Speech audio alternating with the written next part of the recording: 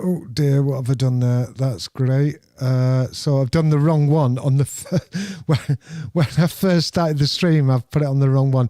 Thank you for joining us at the first event on Discuss with Devlin tonight. We're going to be talking about the Russian invasion of the Ukraine. Well, Putin said he was backing his troops off, and the next day he invaded the Ukraine.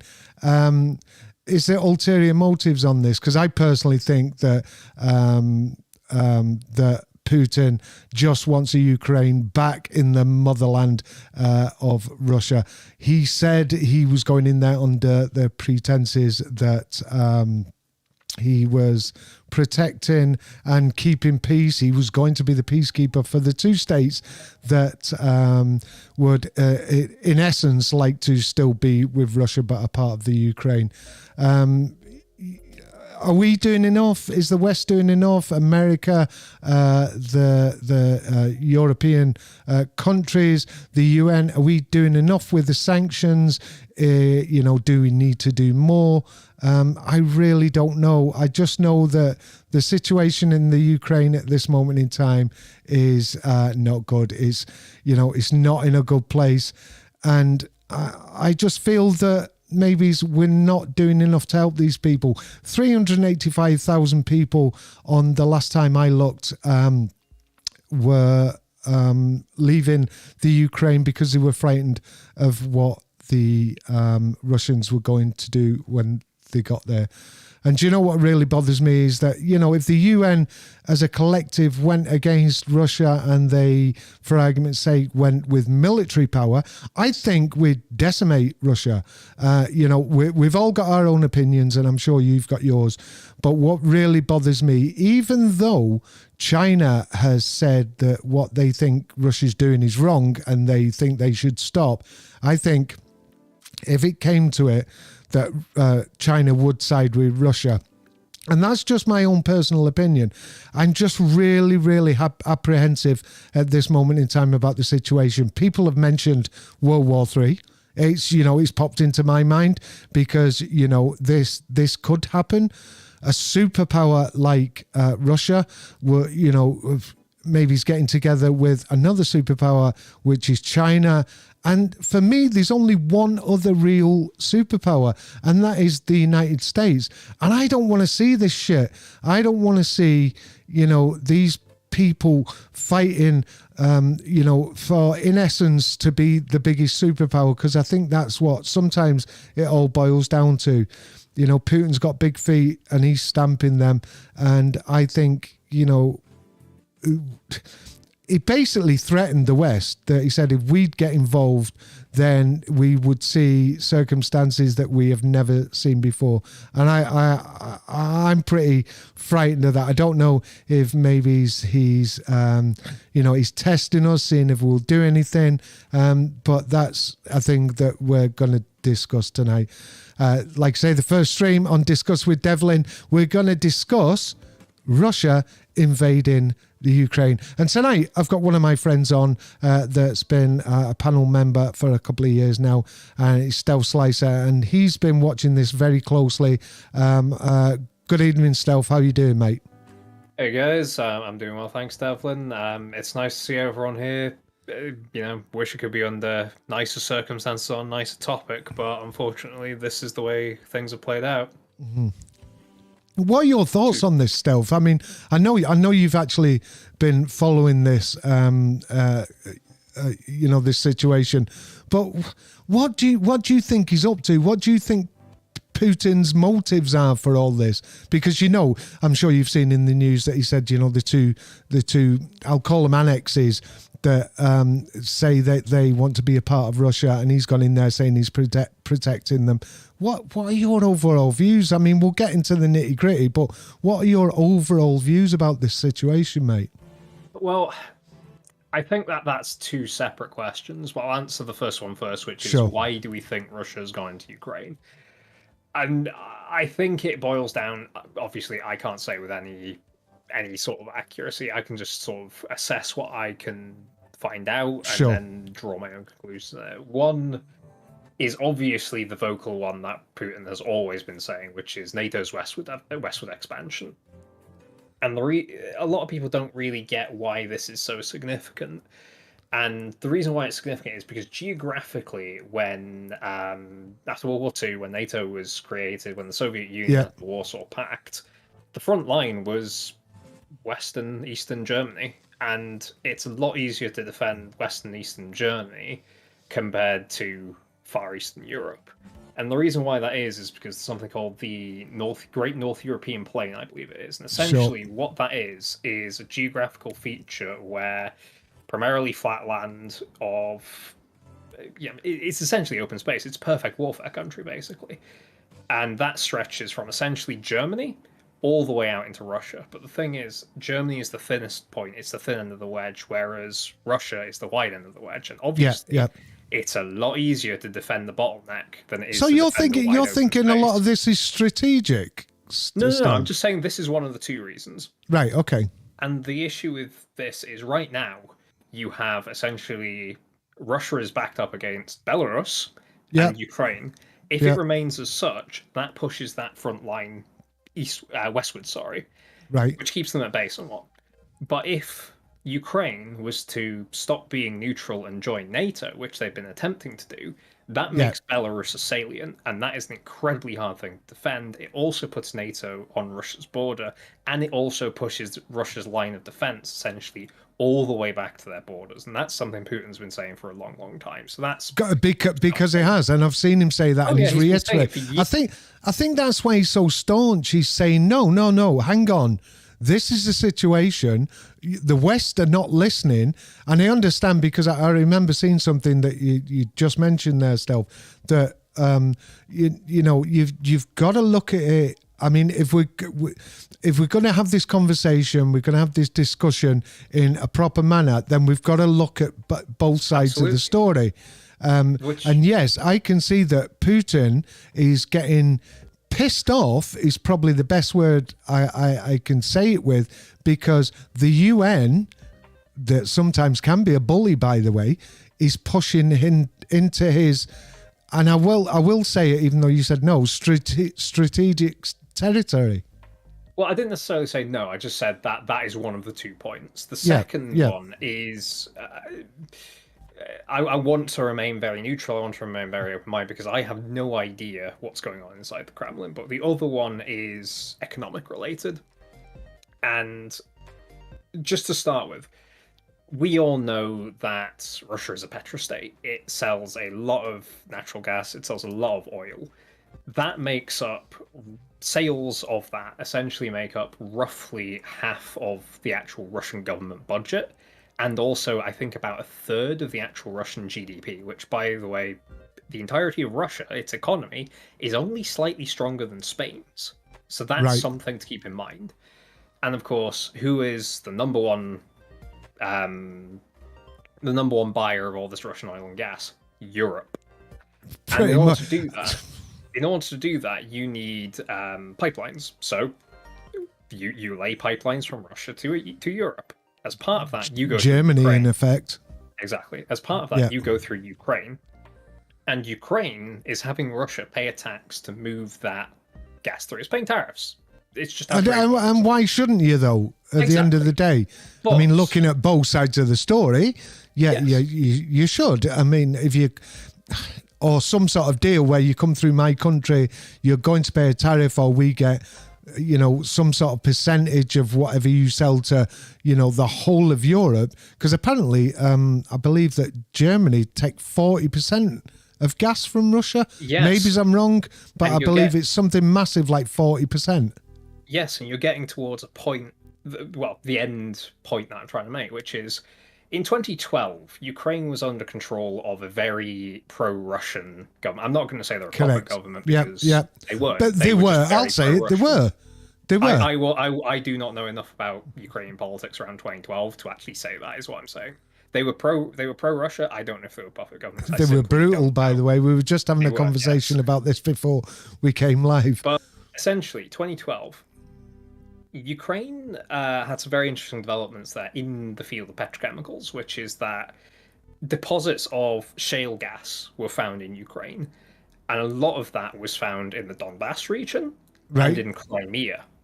In 2014, Ukraine had its revolution, and the current government, which was Moscow leaning, was replaced by a Western leaning government, should you Yeah, say? yeah, yeah.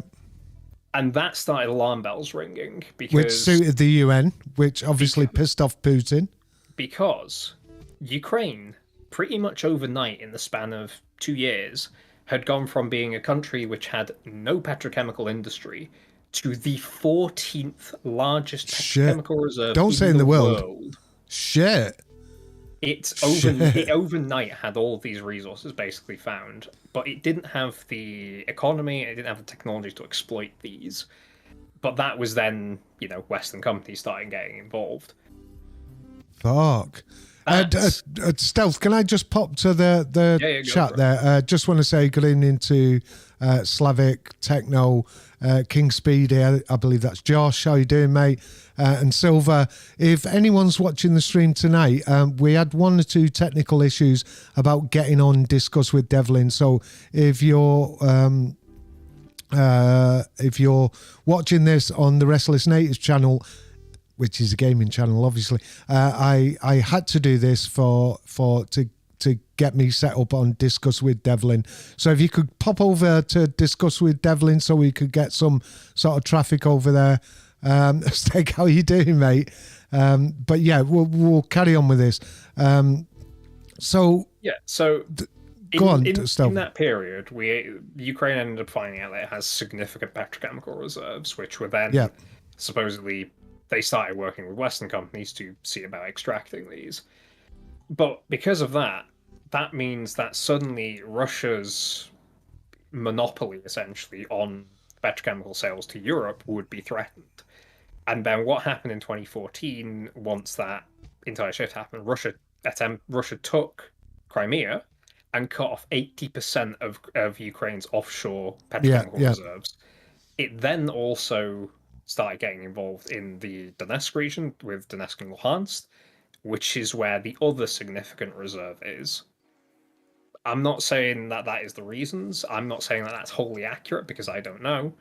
I'm just saying that this is potentially factors as to what... And it contributes. Going through his head. Yes, because, as I say, I don't know the whole accuracy of this stuff. I just know that something along these lines has essentially been happening. And if I was working as someone in Moscow, and then suddenly we have another new player coming in who is essentially threatening to, wipe out half of our government budget, a third of our economic income. Sure, that is a major concern for any state. Definitely. Be it Russia, it could be completely fictional states. If someone shows up and says, "I'm going to get rid of a third of your economy," that's alarm bells. It's not going to be a good situation. Exactly, yes. But this could potentially have been a reason as to why Russia was so firmly for annexing Crimea and now also going after Donetsk and Luhansk and recognizing them as independent republics, because it does cut Ukraine's access to these strategic deposits. So, okay, on that, where Putin and Russia recognize the two states, why then is he moving? See, I think Putin just wants to take the Ukraine back into the motherland of Russia. Why then, if he said he's just protecting those two states, why is he then firing on main cities and places in the Ukraine? For me, Stealth, he just wants to take that. He wants that country back. He wants what happened in 2014 totally reversed. Yeah, I'm in agreement with that. I could understand when Putin put out his decree that he was going to recognize Donetsk and Luhansk. Yeah, I was saying, okay, I can kind of understand why Putin is doing this because it's been ongoing for 8 years now, something like that. Yeah. I could understand that. I can certainly see how I would say it's not justifiable. Putin should not be involved there, yada yada yada, because I do believe that Putin should not be essentially annexing those territories in his decree. But then, of course, the day after, he invaded. So that happened, and it was like, okay. But yeah, I think you're right, essentially, with saying that he wants a buffer state, because he's been telling us this for forever and a day. He does not want Ukraine in NATO because that pushes NATO's border. He's made that border. perfectly clear. Exactly, yeah. I mean, I think this is probably a case of what you are being told is the truth, which is I do not want NATO on my borders. That might not be the whole truth, but it's an understandable I think most actually you probably have a point there still that I said he just wants Ukraine back in the motherland. I think it's probably more so what you say is that he doesn't want the UN on his borders rather than him bringing back the Ukraine to Russia. I think you're probably right that he wants rather than that have the Ukraine back. He doesn't want the UN at his borders or close, and he's watching this and he's seen this because regardless what you think or say about Putin, he's not fucking stupid. No, he's definitely not stupid. He's proved in the past that he can be a very shrewd and very capable politician. Yeah. But I think the thing that complicates this so much is the history of Russia, essentially, because back during the Russian Empire, pre-Soviet Union and such, Ukraine, Belarus, they were all one country. They were just Russia. Yeah. And then, of course, the USSR. No, pre that Russian Empire. Yeah. And then, as you say, USSR came about. Yeah. They were all essentially one country still. The actual cultural and social history of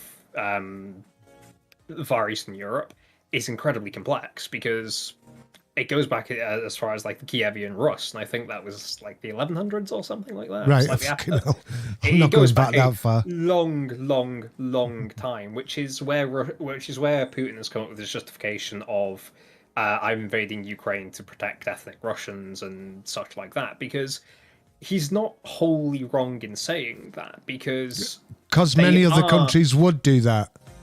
Well, not necessarily, but because it's like the Ukrainians and the Russians, they've used this terminology in the past. They are brothers. They're not necessarily the same people, but it's you know, a man from the north of England and the man from the south of England, they are same very, people, very closely intertwined. Yeah. But fight.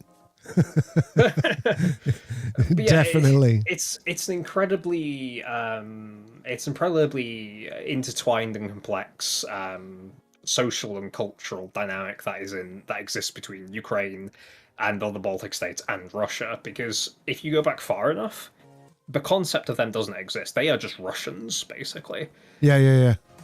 And that's sort of one of the angles that Putin's coming at this from, which is that, I'm doing this to protect Russians, and I'm doing this to protect, quote unquote, my people, if you will. Because there are a significant number of Russians that live in Ukraine, and there is very little divide between what makes a Ukrainian and what makes a Russian, if you look at it hard enough. Yeah. But the thing is then, okay, so all we're seeing on the news and all we're seeing on social media is that Putin's wrong, and I actually believe he's wrong. I'm going to say that I do believe he's wrong, the way he's done it. People are complaining about the sanctions, and the West is not doing enough. So what do we do then as Western people? What do we actually do to discourage Putin? Because I think it's going to be very hard to dissuade someone like Putin. He's got his agenda, and his agenda is, which I totally agree with you now, that he doesn't want the UN too close to his borders. Be it strategic, be it he wants to look after the Russian people. What more can we do? People are shouting out on social media that the sanctions are not enough. Stealth, what do we do, mate? Well, one thing to clarify first: it's not the UN; it's NATO. They are very separate entities. Just because I noticed we've said that a few times.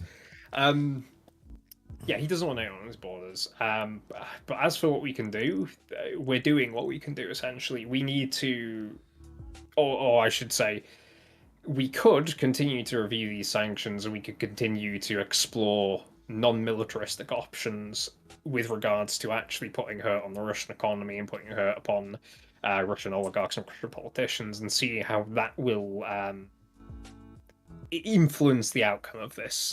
But then whole they knew debacle. that was going to happen, and the Absolutely. majority Russia has built a war chest. had pulled the fucking money out anyway. All the Russian banks that we put sanctions on, apparently they only got it's a lot for the people like me and you, but they only got a few million.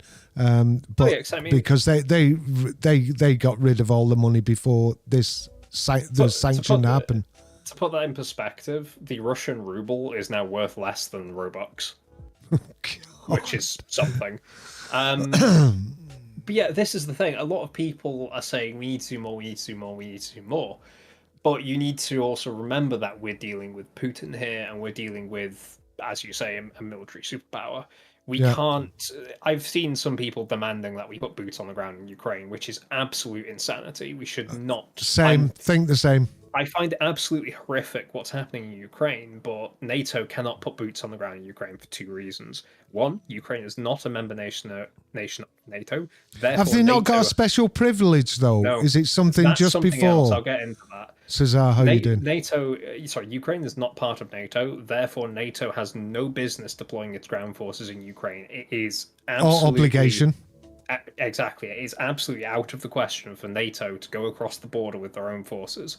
Second, is that a boots-on-the-ground intervention from NATO could, should, and will provoke a Russian response. And I say could and should because if you're looking at this from Putin's response, NATO goes across, that's essentially a declaration of war on Russia because NATO has no reason, no cause to go across. It has cause to offer support, but it has no cause to actually cross the border with. And we take the onus off Putin then, because he'll say, "No, you invaded." Not you his land, but you attacked me. Basically, you illegally placed your troops into a non-NATO country and then attacked me. That is how it would go. That would then rapidly escalate because people need to realize that the Russian force, which is attacking Ukraine, that's not the whole Russian army. That is a subset of the Russian army. Russia has a lot bigger of military, a lot more military that we probably don't even know about, to be honest. Well, that, but also, the forces that Putin has dedicated to Ukraine is not the entirety of the Russian army. If NATO went across the border, it's not as simple as, kick him out of Ukraine and everything's fine. No. That would open the watersheds. That would get the entire Russian military involved. And we would see open warfare, not just in Ukraine, but across Europe and probably elsewhere as well. We would have World War III. And that is a cost that I am not willing to. No, definitely. We definitely don't want that. That is something we don't want. Okay, so at the beginning, I mentioned China. So I personally think that China would side with Russia, even though they have said, they think Russia's wrong. They think they should stop doing what they're doing. But I think that they would side with Russia if the West came over and invaded. And like you say, it would be illegal because I have to say it would be illegal. But what do you think had happened then? Is that World War III? NATO moves into Ukraine and NATO attacks Russia. Russia declares war on NATO. That then provokes Article 5, which basically signs up the entirety of NATO, which is basically, quote unquote, the West to fight with Russia. Russia has a military alliance, or there is an implied military alliance with China. China decides that it's going to attack Taiwan in all this confusion. China takes Taiwan and then joins Russia in a military alliance against, quote unquote, the West. And then we devolve into World War III, which could well escalate into nuclear violence if we decided to push into Russia or if we decide to push into China in a significant fashion. Because let's face it, we're dealing with Putin and we're dealing with Xi Jinping. And it's been said in the past that, well, I do not trust either of them with nuclear weapons, basically. But equally... No, because I think both of those would, even just as a show of force, anywhere that they would send some sort of nuclear weapon would be bad. But I think as a show of force, they would maybe do it on a small country. Scotland, I live there. Well, but, they would, I think... instantly, if this sort of scenario happened, I think they would show a you know, I'm the big boy. I'm the big boy. A show of force is going to happen here, and I personally think it'd just kick off. I think, you know, it would absolutely kick off. It would not turn. Well, I presume it would not turn nuclear immediately because that's completely nonsensical. But we're dealing with people who have made some nonsensical decisions in the past. But if we then say went into Ukraine and we pushed Russia back into the borders of the Russian Federation, what happens then? Because Russia's not going to stop fighting just because you push them back. No. Russia is going to counterattack, which means that we are then going to have to attack Russia, which means that we then push into Russia, which is a bad idea to start with. Yeah, seriously shouldn't do that. You know who tried to do that and it didn't work out too well for them. Everyone who's tried to do that and it's not worked out too well. But it's like I hate to say it, it's like going into Afghanistan. You can go in there, but you'll never win. You'll never win. But look, if you look at a map, Moscow is not that far from Ukraine. So where is the red line, essentially? How far does NATO go before Putin says, I am going to hit you with a nuclear strike? Because is it enough to threaten the capital? Is it enough to take the capital? Is it enough to push to the Urals? Is it enough to push to Vladivostok? Where is the red line? And that is the danger with nuclear weapons. You have no idea how far you can go before you cross that red line and the opposing side launches a nuclear weapon. And then it would just go off. Then it would absolutely just go off. That's game over. Good night, everyone. This is Mr. Devlin signing off, never coming back. I'm out. I mean, out. Yeah, out. We've disconnected from the server. That is life. Because, you know, and I think it genuinely could happen. I mean, this is a scary thing. You're talking about Russia here, and you're talking about Russia with another superpower, China, even though I did say that they're telling Russia that they think they're wrong. I think that's absolute bollocks. I think if it came to it, those two together, then it's a very, very scary situation. Absolutely. Go on. If we assume that this war happened, and we assume that this war did not turn nuclear, then we would essentially see Taiwan would become Chinese. We would see massive Chinese expansion in the Asian subcontinent, and then we would probably end up with the Eastern European countries ending up falling back under some sort of Iron Curtain. Sure. And we'd probably end up somewhere similar to the end of World War II. This is assuming we fight ourselves to a standstill and neither side really wins, because I don't see Russia being able to overcome Europe. I don't see Europe being dumb enough to push Russia to the point of that red line. Yeah, I totally agree. But can I go just to something that I've been seeing a lot on? I know you don't use Twitter, but I've been seeing a lot on Twitter that I'll probably get a load of shit for this, but the amount of times I have seen if Donald Trump was still in power, he would never have invaded. What are your views on this? Because I think, and I've got to say just beforehand, I think Joe Biden is senile, deluded, and very weak. I think that I do not know enough about American politics to say one way or the other. I'll preface this with that. Okay. But I will say that Trump was far more active in the international sphere when it came to power projection and just generally, you know, pushing the quote Western cause. I don't think that this would have happened if Trump had another term, that's the word, in order to keep pushing his whole concept of reforming NATO. And I think that Putin would have been, it may still have happened, but to a lesser extent. I think that there will at least have been a longer pause between things happening and then the invasion kicking off, because let's face it, at the end of the day, Biden has done very little in terms of power projection in Europe. Well, then speaking, little. He can't. The man can't even speak. He can't even think for himself. I mean, you watch, and I didn't mean to turn this into a Biden thing, but you look at the man. He's very scary for a guy in the UK. And, you know, I get a lot of people when I comment on certain things that say, oh, it's nothing to do with you, you're from the UK. And I'm saying that Biden, at this moment in time, and he probably isn't, the most powerful man on this earth, and I honestly believe that he's senile. I don't think he's running America. I don't think he's the president. This whole thing that, it's none of your business, stay out of it. I understand the point. It affects the world. I'm sorry. Yes, exactly. Yeah, that's true. Like, it's your election. You can pick whichever one you want, but I get to have an opinion upon that person. Correct. Because they are affecting me. It's like how we get to have an opinion upon Ukraine because those sanctions are now going to affect our economies, etc., etc. And not to mention the humanitarian aspect. Yeah.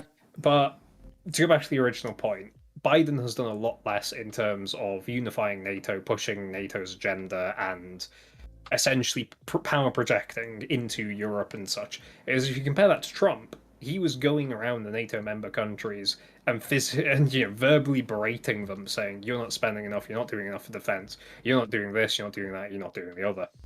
And it was true because if you look at NATO and because they are bullies as well. I'm sorry, I'm going to say that. He was saying, like you said, they don't spend enough, they don't do enough for America, because obviously Trump loves his country. People don't like him because, in effect, he is a fucking idiot. He says things that, you really shouldn't say as a president. But, I've got to admire him in the fact that he just wanted the right thing for the West, his own country, and not just the USA, but the West as well.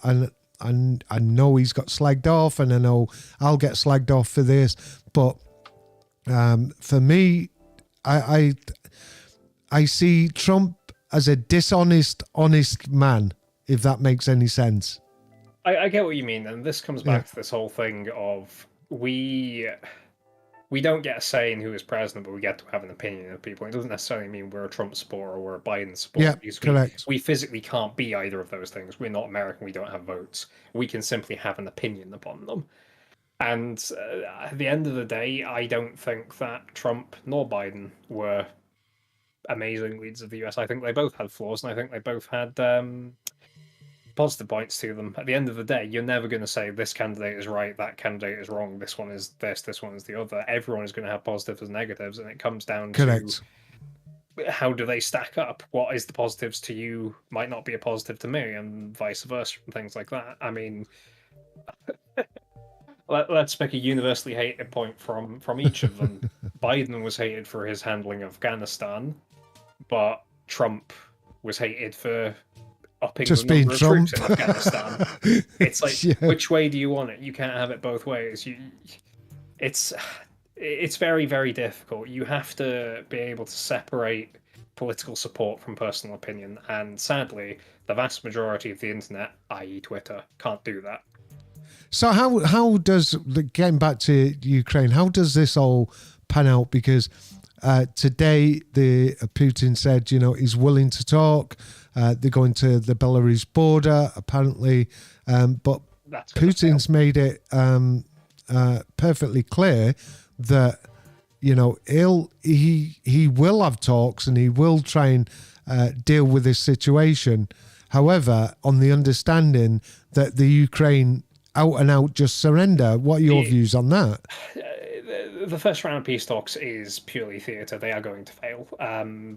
The Ukrainians were originally invited to, I think it was, I can't remember where it was, but it was in Belarus, and they said no, because Belarus is essentially a hostile state. They enabled the invasion.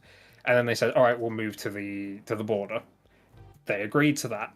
But they also said that during the time that the Ukrainian delegation is in transit there, during the talks and on their return, there is to be no airborne operations, bombardment, or missile strikes.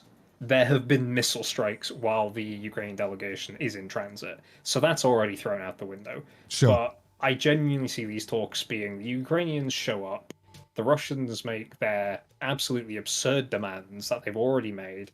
The Ukrainians say, sorry, we can't accept that. The Russians say, all right, fine. Both sides part way. Everyone goes home. And Putin turns around and said, well, I gave them the option. I had talks with them, and they said, I'm going full on now. To invade. It honestly feels like this is a fake attempt at having genuine talks. It feels more like Putin is trying to find yet more ways to basically Justification. Yeah, exactly. Yeah, he's fishing for justification. Yeah. I mean, Yeah. it's almost painfully obvious because everyone wants a solution. And let me go everyone back knows to what's gonna saying be that said. Putin's a very clever man. Exactly, yes. It's honestly, we've seen this before in history where you make an absurd demand in order to make someone say no in order to use it as justification. It's it's not an uncommon thing to see, both in history, in the military, in business. It's tried and tested. If we come out, and I pray that this war ends quickly and with as minimal loss of life as possible. Yeah, definitely. But if they come out from that meeting with an agreement, I will be absolutely floored. I will be amazed by that because I just genuinely don't think you know as well as I do, Stealth, that will never happen. That's not going to happen. It's either the Ukraine will turn around and say, yes, I'm surrendering, which is not going to happen, or the Russians just totally invade and, wait and see what the West is going to do about it. Because I think, you look at social media, and I mean, I shouldn't, but I look at social media, I look at, people talking about this situation, left, right, whatever way that you sway. And I just think there's no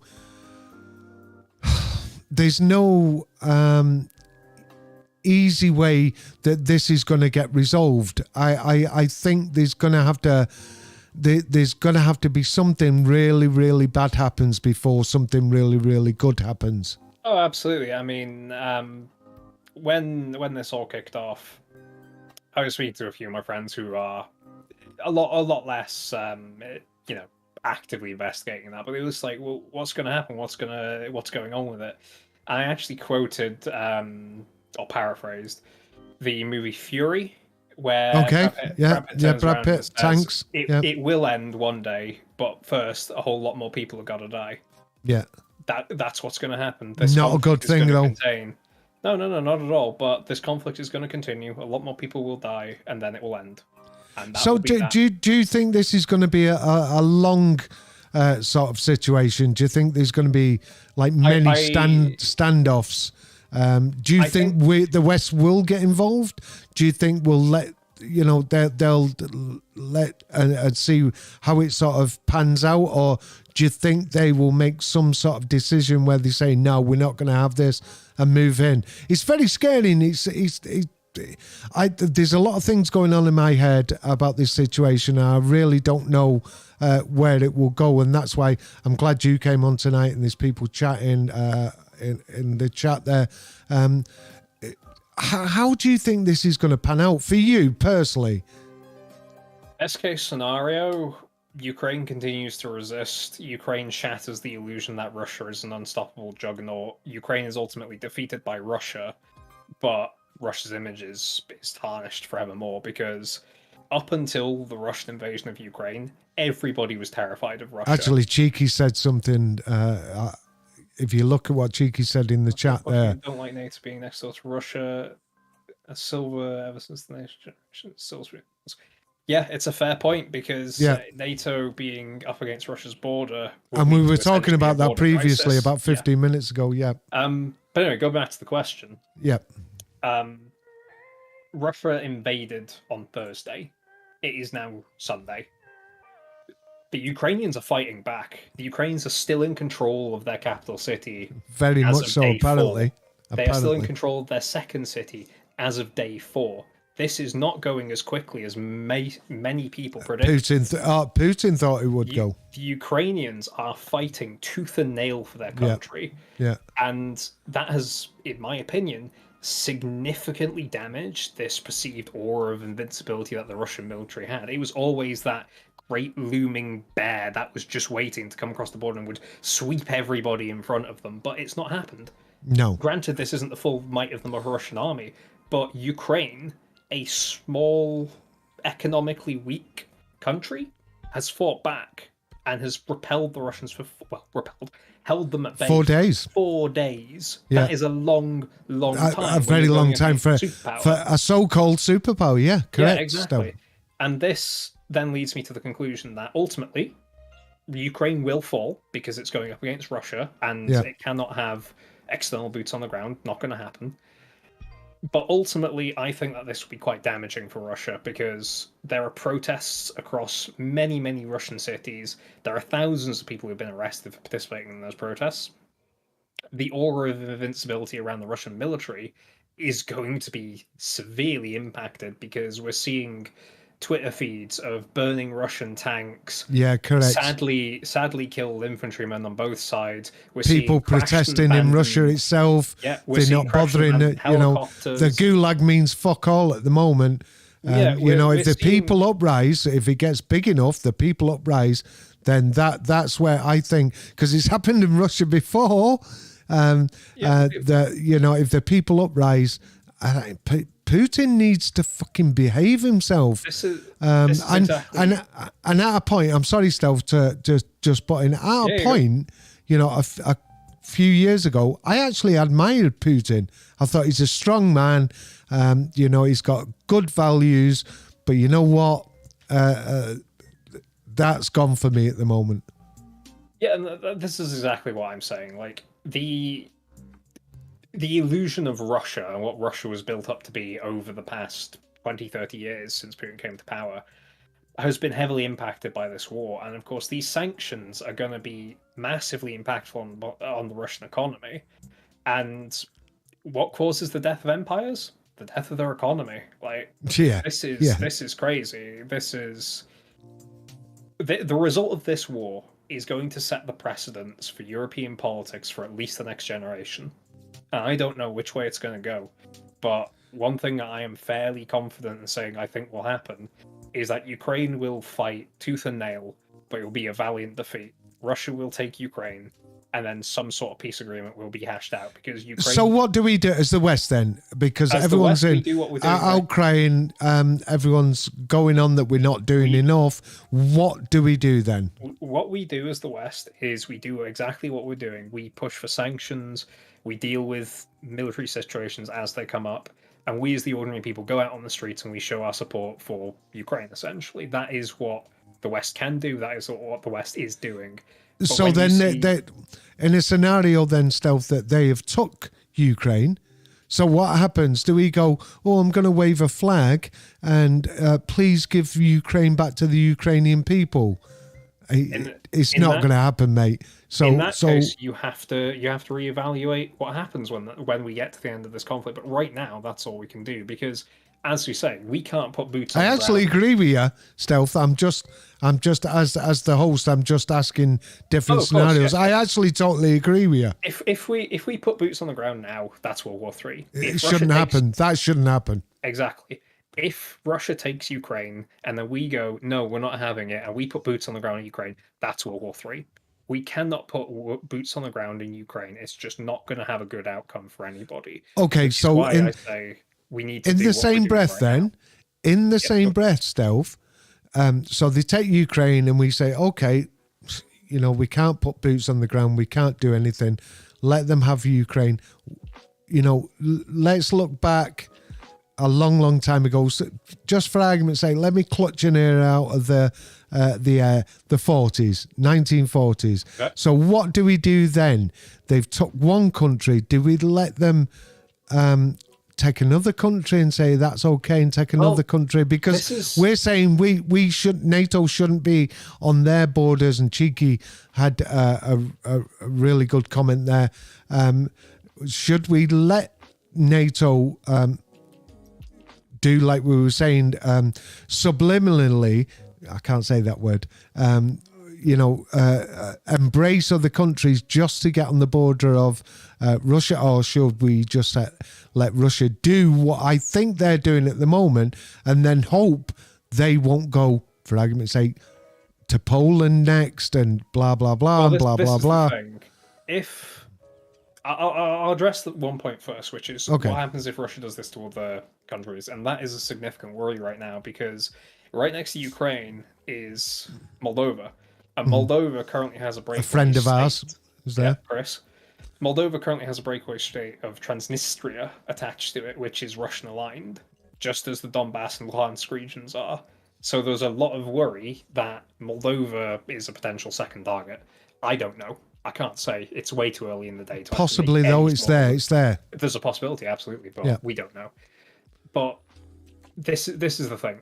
If Putin was to take Ukraine, then he's essentially got what he's been asking for, which is a buffer state. But equally, he has accepted the fact that if he takes Ukraine, he is then going to be adjacent to NATO. NATO has done nothing. That's all Putin's own doing. So at that point in time, that's his move. It's the ball's in his court at that point, because NATO has not done anything at that point. They have not moved. They have not aggressed against him. It's Putin's choice. If he goes into Moldova, then we've got another Ukraine. If he goes into Poland, if he goes into any NATO member country, Article 5, immediate World War III, Article 5. How do you think he's seen this, though? Do you think he's winning? Do you think, whatever he's thinking he has to do or he wants to do you think he's winning? Do you think, I can just take this shit? I don't give a shit what NATO says. I don't care what the West think of me. If I want to take this, I'm going to take this. And if they don't like it, come and fight me. Do I think the Russian military is winning? Maybe. But do I think the Russian military will win the war? Yes. Do I think that Putin is winning? Not really. Because at the end of the day, we have absolutely hammered Russia with sanctions, but we've also seen the Russian people. But have we though, Stealth? Have we? Yes, we have. We kicked them out of SWIFT earlier yesterday. I didn't even know that happened. Yep. Oh, did it happen? Confirmed. They have been kicked out. Right. Okay. I'm sure I read something today. They're still trying to do it.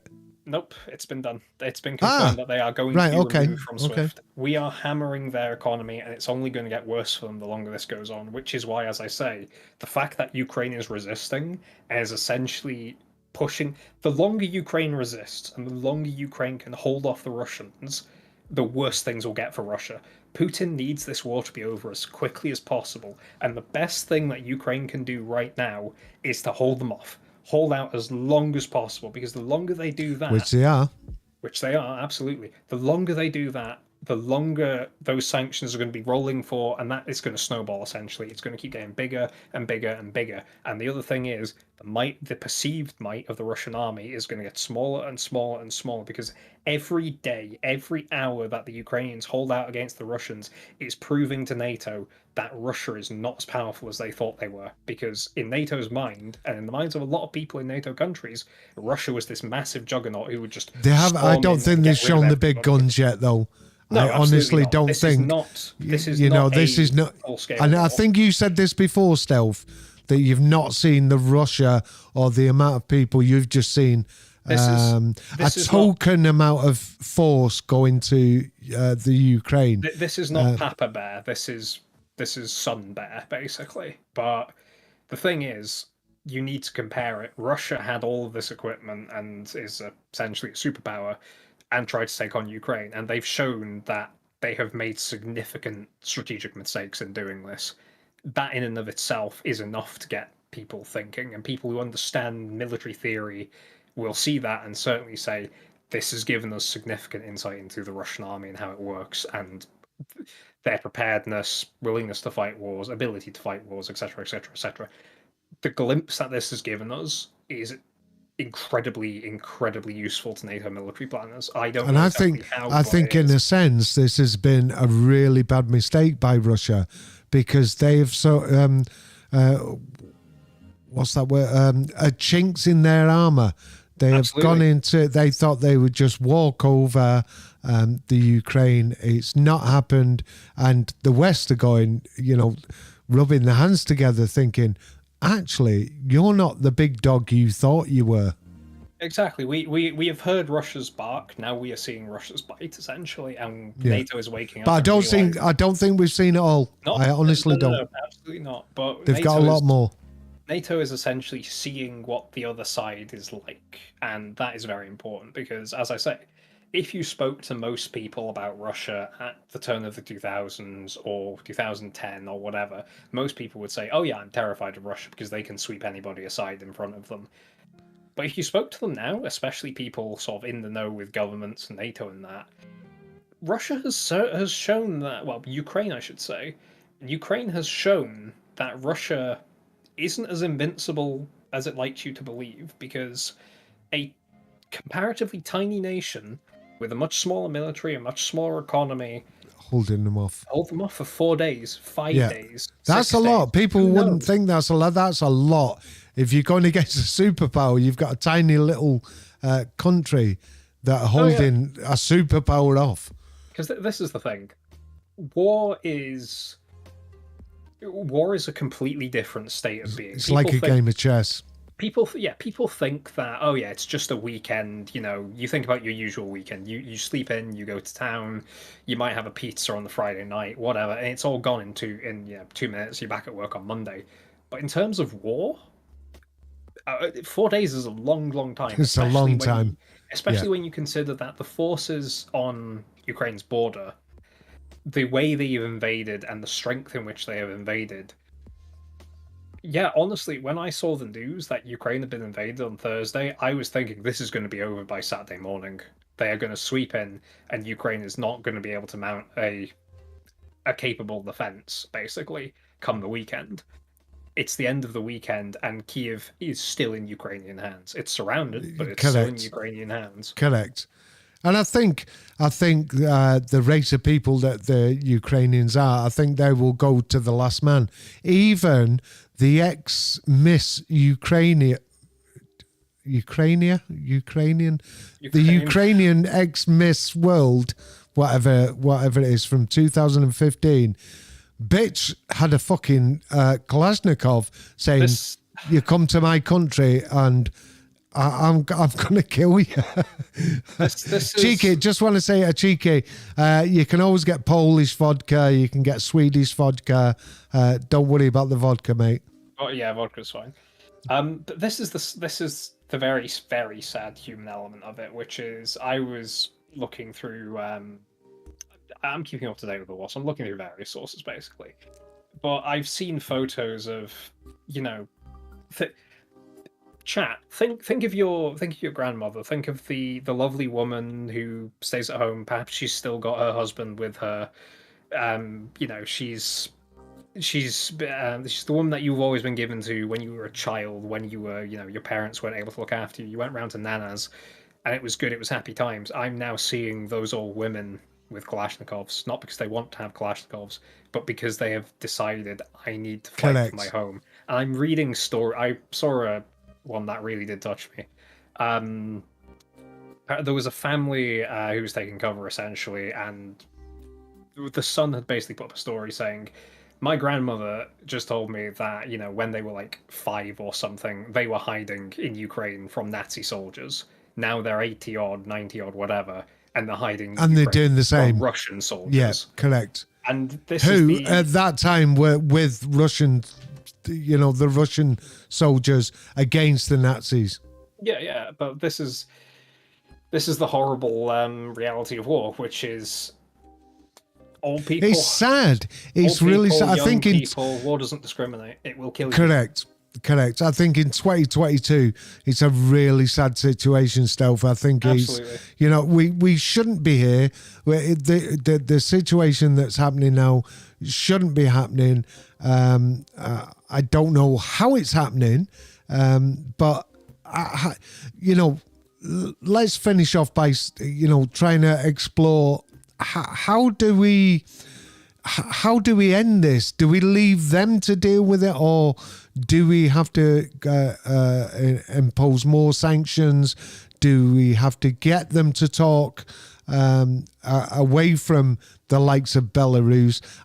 I honestly don't know how they can sort this situation out, because Putin wants to take the Ukraine, and I think he wants to take it all, and the Ukraine are just not having it. We've seen the chinks in the armour, and I've got to hold my hands up to the Ukraine. Well done. Keep in there, by the way. And like I said before, I actually admired Putin a few years ago. I thought, strong man. I like his morals, but I've seen another side to that man in the last 4 days or so. So how does this get resolved? I can see three ways that this could end. One, which is the most likely, is that the peace talks will fall through. Russia sweeps in, eventually takes over Ukraine, because let's face it, Ukraine is pouring everything they have into it, but Russia has reserves. Russia can always send more military equipment and will overcome Ukraine. That is a given if the war continues. Second option is the peace talks succeed, and there is some form of agreement which either disarms or demilitarizes Ukraine or even partitions Ukraine. Both of those are fairly sad because it essentially means that Ukraine is being stripped of its self-determination and other such stuff, which I disagree with. I believe that people should have the rights to self-determination, should have the rights to self-defense, whereas external forces, should we say, are now saying you do not have the right to have a military, you do not have the right to have military self-determination. You do not have the right to own a gun. But the third option, which is the most unlikely, but speaking real, third option is not going to happen. I do not see this happening. Third option, Ukraine repels Russia. If Ukraine repels Russia, my God. Wow. I'm not overly sure that won't happen. I can't see it happening, personally. I just don't think that Ukraine, as valiant a defense they're putting up, I don't think Ukraine has the endurance or the manpower to do it, because we can give Ukraine as many weapons that exist in the world, but the manpower drain, fighting the war is incredibly expensive. Something I missed, Stealth. I apologize for butting in. That's something I missed. Now, Germany always said they would never send weapons because of previous altercations they had in world wars. And they said they would never, they would never send weapons. They would never supply another country with weapons or arms or whatever. And they've actually said, I'm not sure if it was today or yesterday. It was today. That they were going to send X amount of weapons over to the Ukraine. Not only have they done that, but and they've cancelled that. They've cancelled the line, the pipeline for the gas as well. Yeah, Nord Stream 2. Yeah. For decades, NATO has tried to get Germany to meet its obligation of spending 2% of its GDP on defense for NATO, basically. Decades that's been going on. In 4 days, Putin has got them to agree to lift an arms embargo and spend 2%. That is how concerned Germany is about this. But Alpha, sorry, Stealth. We're actually going to finish Alpha soon, so it's pointless adding you to the chat, mate, but maybe it's next time when you get on. And don't forget, if anyone's watching this on the Restless Natives channel, please go over to Discuss with Devlin. And I'd like to give you the opportunity now, and maybe in the comments to maybe give us some topics that we can talk about. I don't mind how they go, what they're about, controversial, not controversial. It could be anything going on in the world. It could be, YouTube drama, whatever. I'm willing to talk about it. I think this is where Discuss with Devlin is going to stand. But Alpha, I would have really liked to have had you on tonight, but it's just been me and Stealth tonight, and we're going to finish off in about 10 minutes or so. Cheeky said... I want to address that point, actually. Just for clarity for anyone who was listening to this, Cheeky's just come in and said, realistically, what if all of this is to get the economy up by raising everything, saying there is a war? That's not how the economy works. The war will push prices up, and when prices go up, people spend less and the economy shrinks.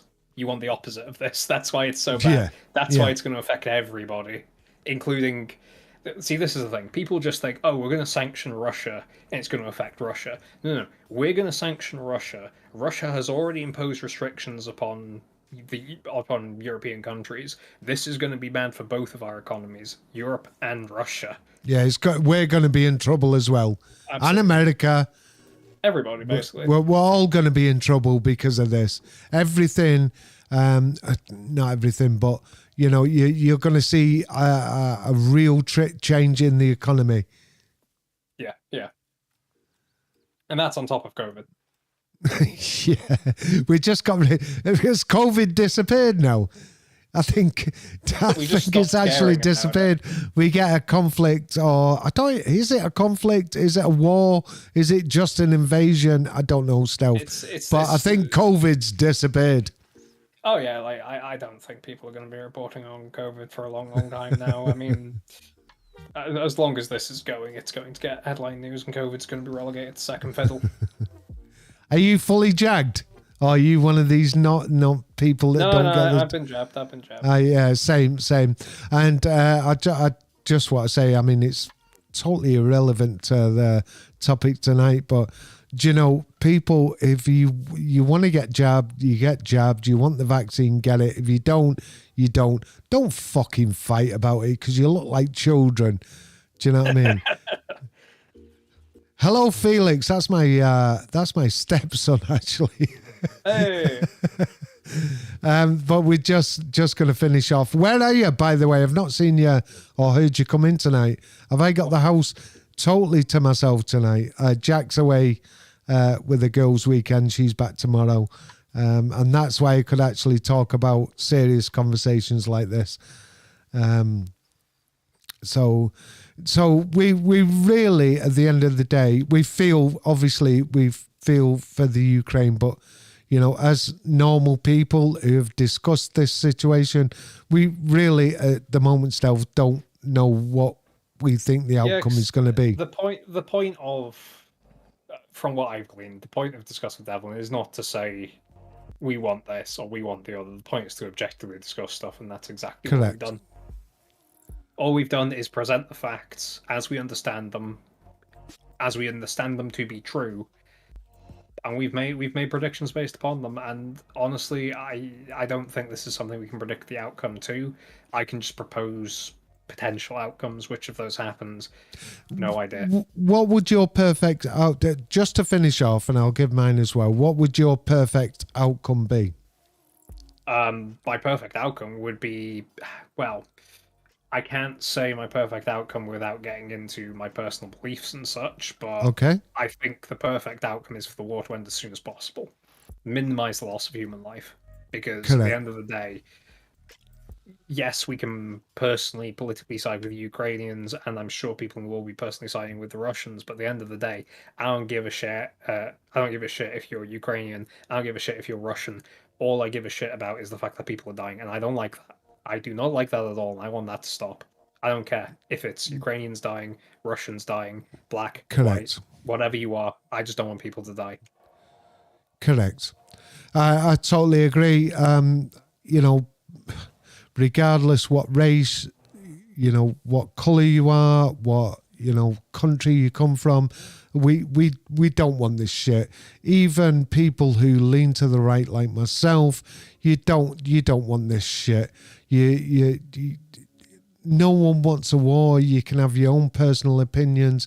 My personal feelings about this is that leave these people alone. NATO, fuck off. Don't annex them into NATO. Russia is Russia. I'm probably the same. I don't even know what I'm actually saying at the moment because I just want this shit to stop because it could get very serious in a very quick time. And I didn't realise my stepson's actually upstairs. Didn't see him come in because I brought all my gear downstairs. But I just want all this to stop. I'm quite opinionated when I want to be, but no one I don't think anyone wants this, and I'm not going to blame Putin. I'm not going to blame NATO. I'm not going to blame the West, the East. I just think all this should stop. Really. Agreed. I mean, there's nothing more that can be said. This needs to end, and the Yeah. quicker it ends, the better, because hopefully that means fewer people die. Correct. And on that point, I think we're going to end the stream tonight. I've really enjoyed it. The first event on Discuss with Devlin. If you've got anything that you would like us to discuss, and hopefully we'll get Stealth on again. We'll get him on camera one day. Now, I've actually seen Stealth, by the way, and we'll get him on camera and we'll see if we can make it into a proper podcast.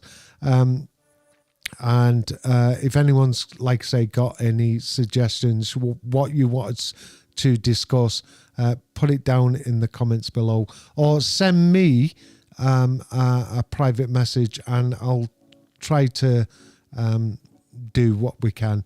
I really appreciate everyone coming along. I want to say thank you for Stealth for coming along. I'm going to have a chat with Stealth just after the stream finishes. And Stealth, say good night, mate. Good night, everyone.